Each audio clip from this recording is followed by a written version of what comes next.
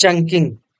Chunking is the process of breaking up a large piece of text into the smaller, more than the manageable part called chunk.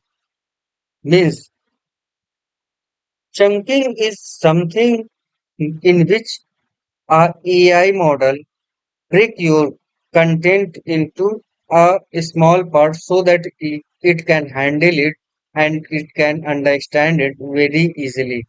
Chunk can be a text, chunk can be a file as well. So why chunk test? LLM like ChatGPT have broken limit is the 3K, 16K and 120K profile. Chunking help when performing the embedding. Now, what is embedding we will discuss, but right now, what is the chunking help? Means where chunking help. So chunking help to performing embedding in the large documents, doing retrieval and augment generation (RAG), processing or summarizing long context. For example, you have one 10,000 word document might be chunked into the fixed size of chunk. For example, every 500 word will be a chunk. So it may be break into the 20 chunks. Overlapping chunks to preserve context. That is the overlapping chunk. Paragraph based chunk means if a text is break down in the paragraph, so it's called the paragraph based chunk. Overlapping chunk is example is the sentence is broken into 1 to 5 and 4 to 8. So overlapping will be the one line that is the 5. So as I said earlier that we will discuss all the points. So here we are going to explain embedding. Embedding are the numerical representation of the text into multidimensional vector spaces. Now, why embedding in we embedded the text to compare text in meaningful using the similarity rule, cosine similarity, to power semantic search, clustering, and classification, to use the retrieval based the system with LLM and how it works. And now I will explain what is the embedding and what is the cosine similarity. So, embedding is you have a subcontext and that context is divided into multiple vector space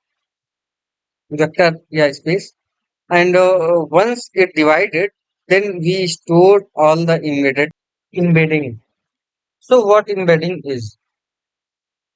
Embedding in AI model is the way of representation of data like words, sentences, image, or even entire document as a vector. So what is vector? Vector is the list of numbers in the continuous space. The idea is to capture semantic meaning or similarity in the mathematical format. That is something we use the algorithm to use it.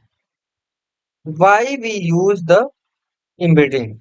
So embedding is the way we convert the text or image or video into the numbers. Right. So similar type of items like similar types of the numeric data is there. So similar vector will be generated. And that is the way we can dissimilar item and distinct the vector. Means try to understand why we use the embedding. Embedding used to similar items and by the similar item we create the similar vectors. This way similar items and similar vector will be one side and dissimilar item and their dissimilar items vector will be distinct vector. So similar types of items vectors will be a same side and dissimilar means the items which is not similar so their vector will be different side. We will also understand what is the cosine similarity and all these things. Because for example, I can give example A Cartesian product of the A and B is equal to A B cos theta. So cos theta, if cos theta is 0, then the value is A into B because cos 0 value is 1. So the value will be very close if the angle is very close. So this is the something we will also I will explain if you want, then I will explain what the cosine similarity and all those things. But right now embedding is something uh, which convert your text, images, video in the numerical representation. And why we use? Because this way we have a power to semantic search, clustering, classification, and also this is used to retrieve base of the LM system. How it works? Now come to the point how it works. So each chunk of text pass into embedding model and it returns a vector, for example 15364, that capture the semantic meaning of your chunk. Once you embedded your text data, the next step is the data preparation for the using those embedding into downstream like search, retrieval. As we know that what is a retrieval? Retrieval is the retrieval augment generation, that is RAG, clustering and classification. Now come to the point. What is the next step? Next step is we store embedding in a database that is called the vector database. In the vector database, whenever we store our embedded text or embedded value of any text, image, or video, then RAG it helps to RAG in search. So once we store the embedded data, that the pin cone, white waves, and faces chroma, ardent, etc. are the where and relational DB. Uh, these are the where we store the embedded data. Vector database we store the embedded value.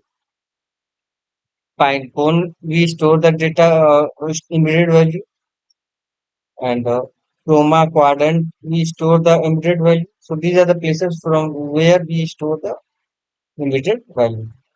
And what to store? Each record should contain embedded vector, and that is the numeric vector. Chunk text convert into the original chunk text. Metadata optional info like title, sources, chunk text, and date and tags. These are the things which is stored once we convert any text into embedded format. So one is the embedded vector, that the numeric vector, chunk text, original chunk text, and the metadata, original info like title, source, chunk index, and things.